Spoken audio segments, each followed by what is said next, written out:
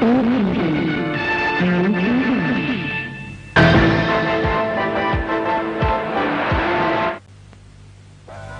ఘోరాన్ని చూడాల్సి వస్తుందని, ఆ దుర్వార్త వినాల్సి వస్తుందని కర్మసాక్షి సూర్యుడికి కూడా తెలీదు.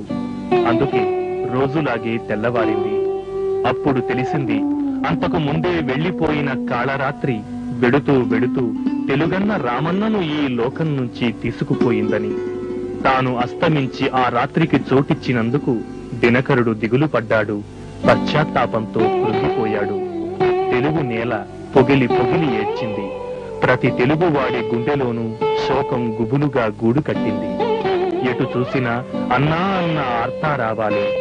కొండంత అండను పోగొట్టుకున్న తెలుగునాడు కుమిలిపోయింది.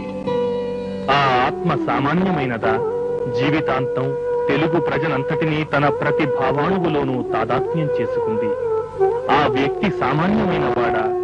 ఆ మోము నవ్వితే యావదాంధ్రం నవ్వింది, ఏడిస్తే ఏడ్చింది, అలిగితే బెంగపడింది, పిలిస్తే ప్రచండ ప్రభంజనమై కదిలింది.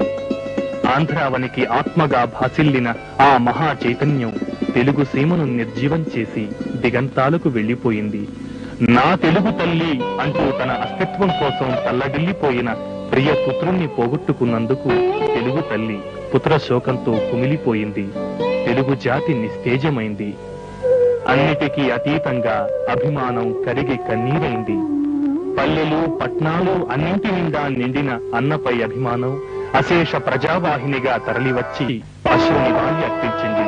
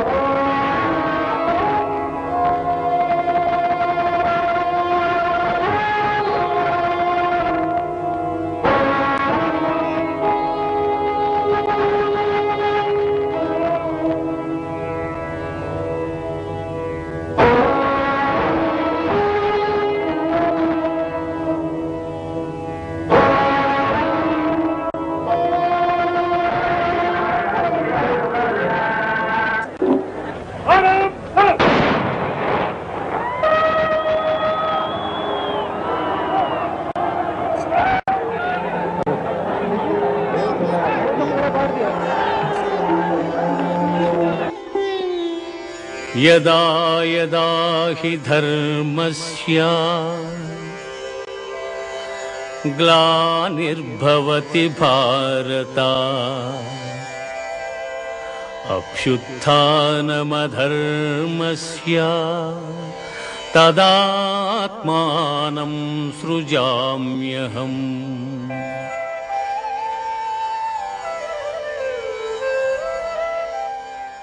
నందమూరి తారక రాముడు అనంతానంత సంచలన ప్రకంపనాలను తనతో తీసుకుని వెళ్లిపోయాడు.